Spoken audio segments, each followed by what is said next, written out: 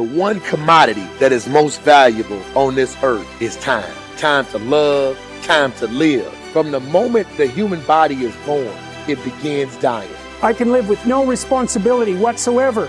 The price I pay is that nothing matters. Or I can reverse it and everything matters. But I have to take the responsibility that's associated with that. And so if your life isn't everything it could be, you could ask yourself, well, what would happen if you just stopped wasting the opportunities that are in front of you? What is death? Is it the end or is it the beginning? And what is life? What is this thing we call life? What makes life so unique and so beautiful? It is beautiful because whatever you have that you may be facing, what you may be dealing with, life is still good. You are living and achieving your dream. Find time to better yourself. Read, explore, research, live life. Do things you've never thought of doing before. That's what it's all about. It might not be fun, it might not be easy, but it is profitable. It does give you results. Think about all of the great people that we admire in our society, and things that they must have had to go through in order to make it look effortless. And one day you're gonna be great, but you think you got time. You think you got time. 18, 3 years from now, 5 years from now. I'm telling you, you deserve to be great now. And not only do you deserve to be great, there's some people in your life. You must be yourself if you want to experience your true purpose in life. If you're different, be different. Be different and do it with pride. If someone doesn't like it, if many people don't like it, who cares?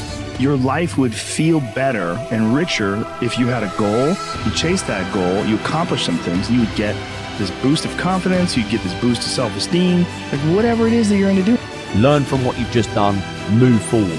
Learn from what you've just done, move forward. Repeat, repeat, repeat, all the way forward until one day you're going to get to the end of that tunnel and you're going to see the light.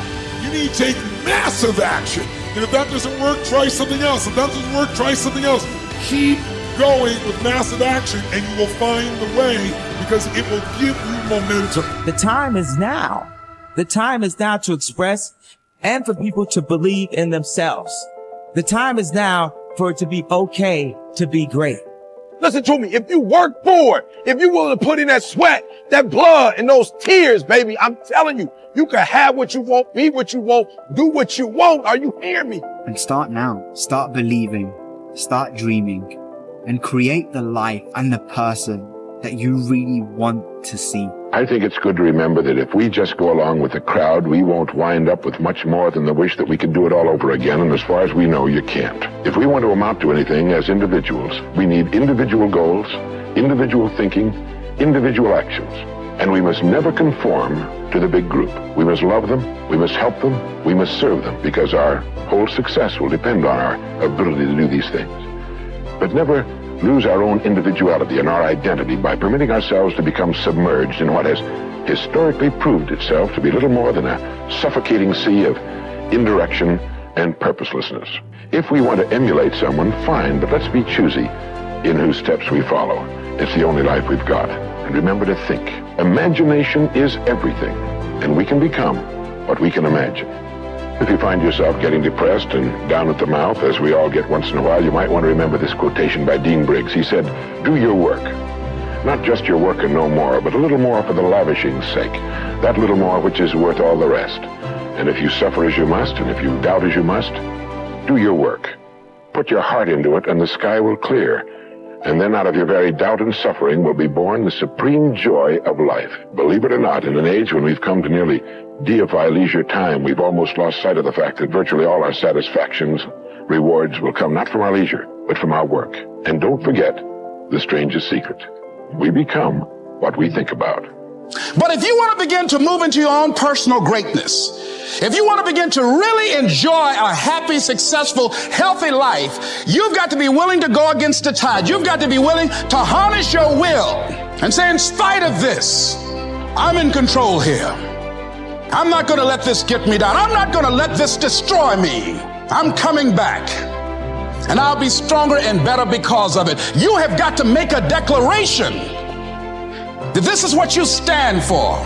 You're standing up for your dreams. You're standing up for peace of mind. You're standing up for health. You want it. And you're going to go all out to have it. It's not going to be easy.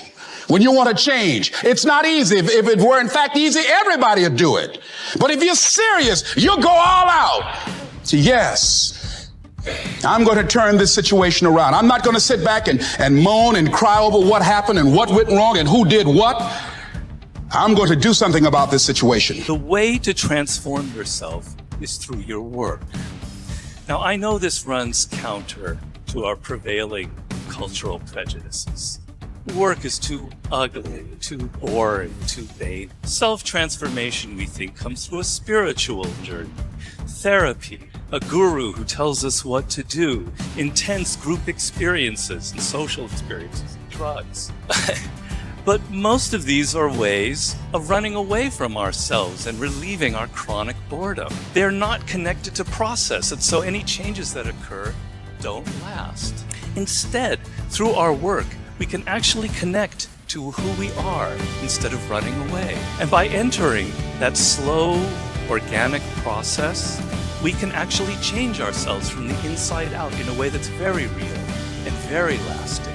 This process involves a journey of self-discovery that can be seen as quite spiritual, if you like. And in the end of this process, we contribute something unique and meaningful to our culture through our work, which is hardly ugly, boring, or vain. This intense focus on one goal is not easy, but it is all important. Orison Swett Marden wrote, "The giants of the race have been men and women of concentration, who have struck sledgehammer blows in one place until they have accomplished their purpose. The successful men and women of today are those of one over, mastering idea, one unwavering aim, men and women of single and intense purpose." Marden also said that every great man has become great. Every successful man has succeeded in proportion as he has confined his powers to one particular channel. Single-minded concentration in the direction of your dreams will intensify your desires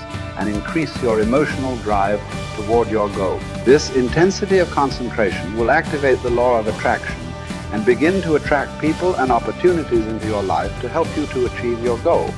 The more you think about your goal, the more it will come to dominate and direct your life. The more you think about it, the more rapidly you will move toward it, and it will move toward you. Great men and women are those who absolutely believe that they are put on this earth to do something wonderful with their lives. They have a vision of something greater or better than their current circumstances. Personal greatness means having a sense of destiny and a conviction that your thoughts and your imagination are the only real limits to your possibilities.